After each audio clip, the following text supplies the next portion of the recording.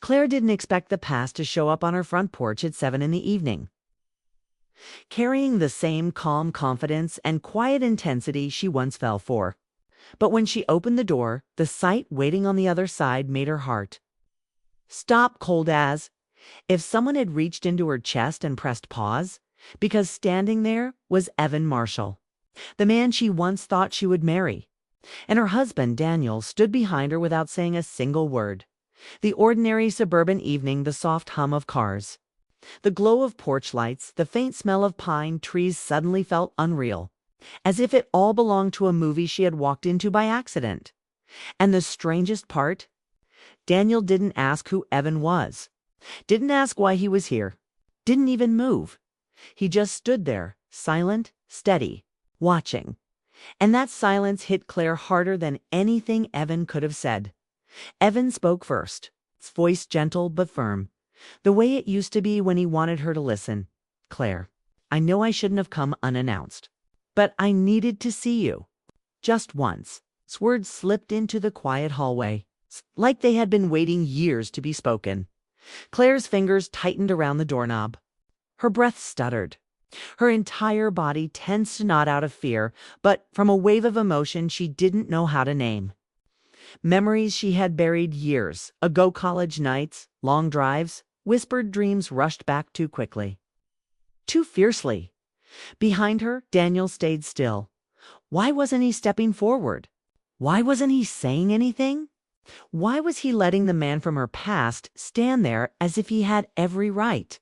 Her mind spun with questions. She didn't have the strength to voice. Claire had built a peaceful life with Daniel.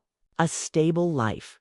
Safe routines, morning coffee, warm hugs after long days. He wasn't the type to raise his voice. He wasn't jealous.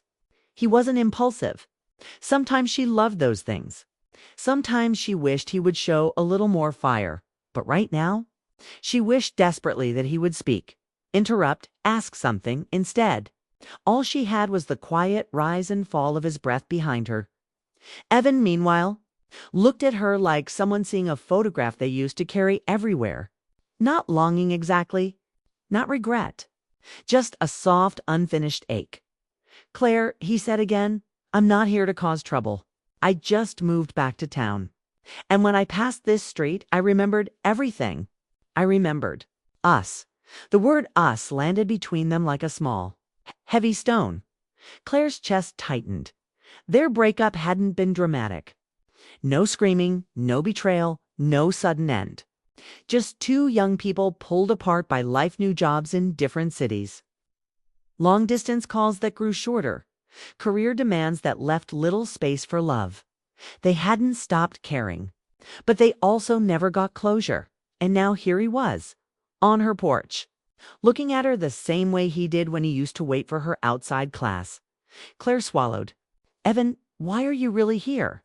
He hesitated, a small, almost invisible pause. A pause that told her more than his words ever could. "I want 5 minutes," he said quietly. 5 minutes to talk. To understand why we let everything end without a real goodbye. 5 minutes. Such a small amount of time. Yet the request felt enormous. Her heartbeat thudded in her ears. She turned slightly, glancing back at her husband.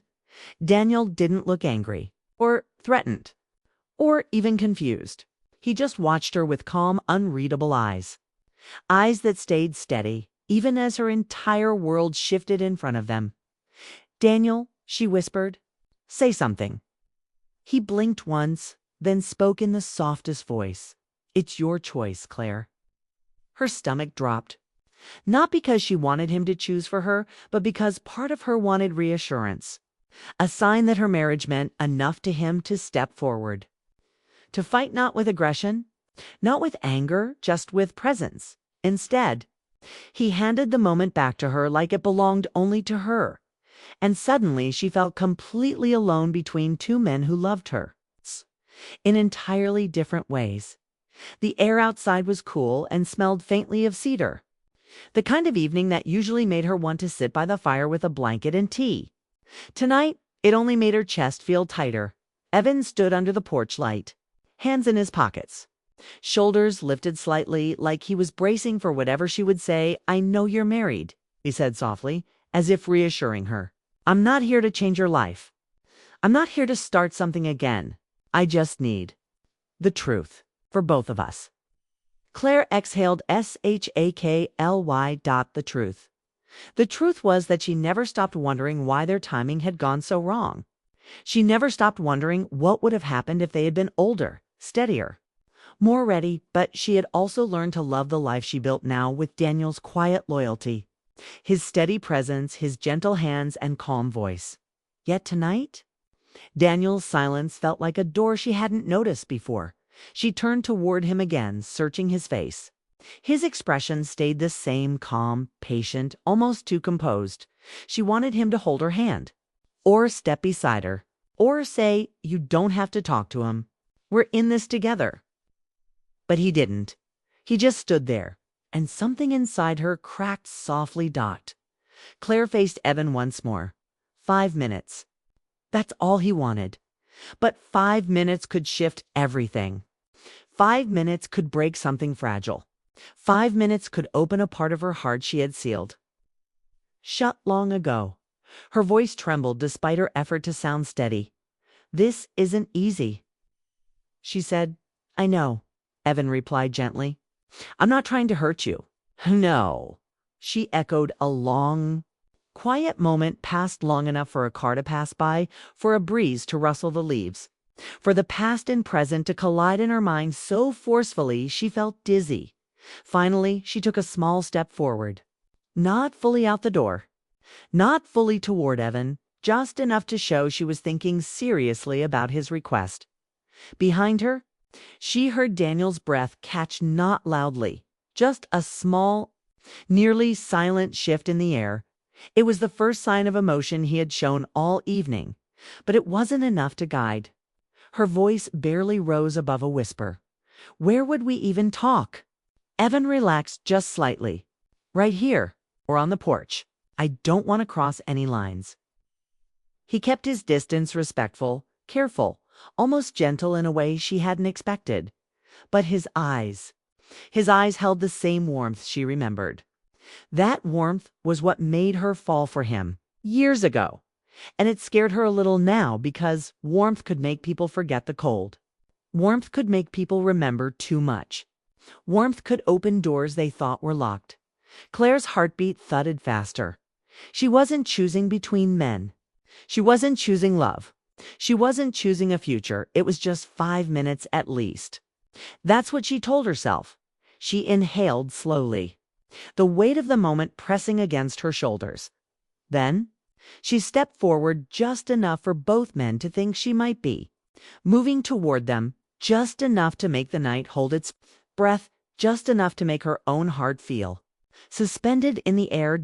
And in that single step, everything, her past, her present, her marriage, her unanswered questions, hung between them in a delicate, fragile balance. Neither man knew what she would choose, and neither did she.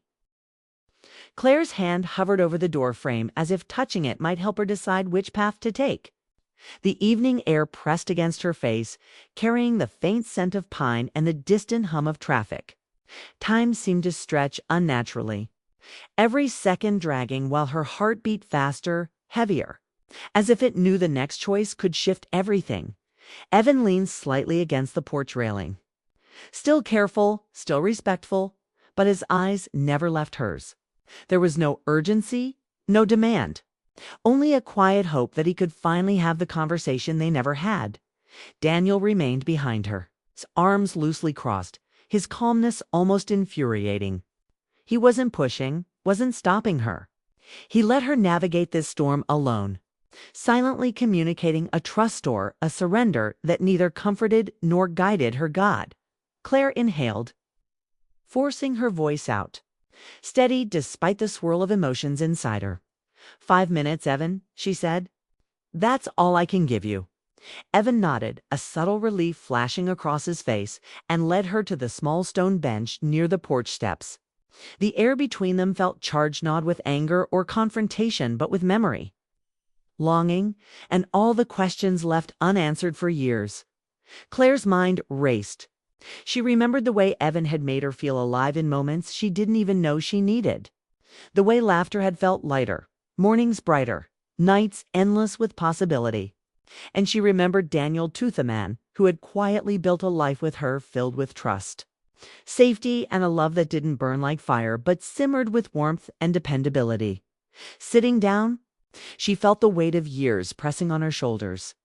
Evan's eyes held her attention, but Daniel's presence behind her reminded her that the past could never erase the present. She had chosen a life of stability and love, yet tonight the ghost of what could have been demanded attention. I don't know why I let it end the way it did," Evan began, his voice low, careful. "I didn't fight hard enough. I was scared of messing things up, scared of losing you forever if I pushed too much. And I see now. I lost more than just us." Claire swallowed, her throat tight. "We were young," she said. "We had different lives, different cities, different dreams. You didn't leave me. We just drifted apart." Evan shook his head gently, a trace of sadness touching his smile. "I didn't drift. I chose the easy way. I let fear decide. I didn't want to hurt you, but I hurt us anyway." Her chest ached at the honesty, at the vulnerability he showed. There was a rawness here that reminded her of the young, hopeful Claire she used to be, the one who believed love could move mountains. And now? She asked quietly, almost afraid of the answer. "Now, I don't expect anything," he admitted. "I just needed to speak the truth. To see you, to tell you that you mattered, that we mattered." Behind her, Daniel shifted slightly, a subtle sound that reminded her he was still there. He didn't interrupt. He didn't look angry or hurt. He simply existed as a quiet anchor, steady and unwavering, silently letting her navigate this fragile moment. It hit Claire all at once, two men she loved, in different ways, and both showing her different sides of life and love. One loud, passionate, unfinished. One quiet, steadfast, complete. And she realized that the heart could hold more than she expected, more than she knew how to reconcile. Claire began, but words failed her. Her throat tightened as memories rushed back. The long nights spent planning a future she never got to have with Evan. The soft mornings with Daniel where life felt safe. The choices that had shaped her into the woman she was today. Evan leaned forward slightly, his gaze softening. "Claire, I'm not asking you to change anything. I needed to say this. To let you know that even if life pulled us apart, what we had wasn't nothing. And it wasn't small." A quiet silence fell over them. The kind of silence that is full of weight, of unspoken emotions, of truths that need no words to be felt. Claire felt tears prick her eyes, not of sadness, but of recognition. Recognition that the love she had once known was real, that it shaped her, and that it was okay to honor it without letting it destroy the present. She looked over her shoulder at Daniel. His expression remained calm, patient, holding no resentment. She realized he understood something crucial. Love isn't about ownership or control. It's about trust, understanding, and knowing when to let someone face their past without judgment. Evan stood slowly, careful not to crowd her. "I should go," he said. "I'll leave you to your life. I just needed this moment." Claire's hands lingered in her lap, unsure if she wanted him to leave. She wanted the conversation to stretch on forever, yet she knew it had to end somewhere. "Thank you for saying it," she whispered. "For being honest." Evan nodded once, a small smile touching his lips. "Goodbye, Claire. And be happy. Truly happy." She watched him walk down the steps, past the garden she had planted with Daniel, and finally disappear into the evening. A strange mixture of relief and longing settled over her. The past had spoken. The memories had been honored. And now the present waited, unchanged yet different, asking her to move forward.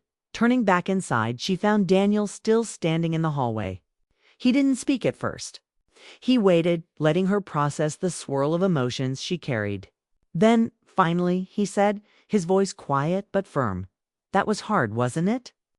Claire nodded, a small smile breaking through her tears. "It was. But I needed it, I think. I understand more now." Daniel stepped closer, offering a hand. Not a demand, not a question, just an open, steady presence. "Then let's move forward together. Whatever that means, we'll figure it out."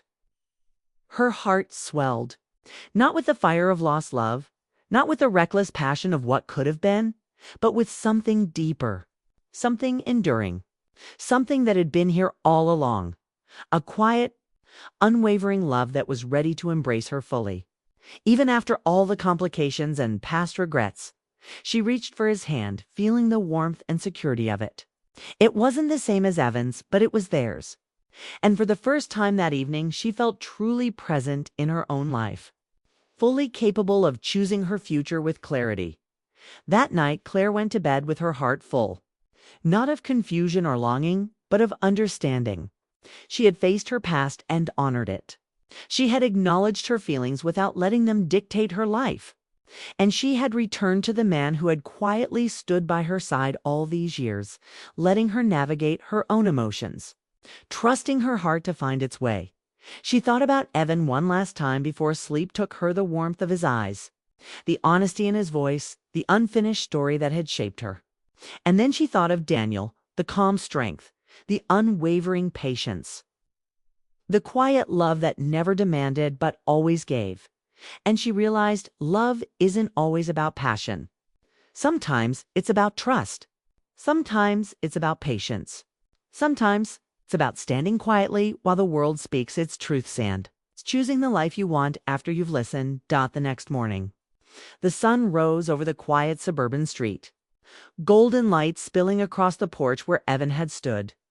Claire sipped her coffee, Daniel beside her, their hands touching lightly on the table. No words were needed. The silence was comfortable, filled with understanding, with acceptance, with the knowledge that love could be both passionate and steady, and that it didn't always have to be loud to be real. She glanced at Daniel, a small smile playing on her lips. "I guess some moments change everything," she said softly. He squeezed her hand gently. "And sometimes," he said, "they just remind us what really matters." Claire nodded, feeling the truth of it settle in her chest. The past had been honored. The present had been embraced. And the future, whatever it held, was theirs to navigate together, for the first time in years. Claire felt a sense of peace that was deeper than relief. It was the kind of peace that came from honesty, from facing emotions, from acknowledging love in all its forms, and choosing to live fully, without regrets. Outside, the day moved on. Life continued. The trees swayed, the birds sang, and somewhere down the street, Evan disappeared into his own path. And inside, Claire and Daniel shared a quiet, enduring smile of love that was calm, deep, and unshakable. The kind of love that didn't need fireworks to prove it existed. The kind of love that could withstand the past, embrace the present, and look forward to a shared future hand in hand.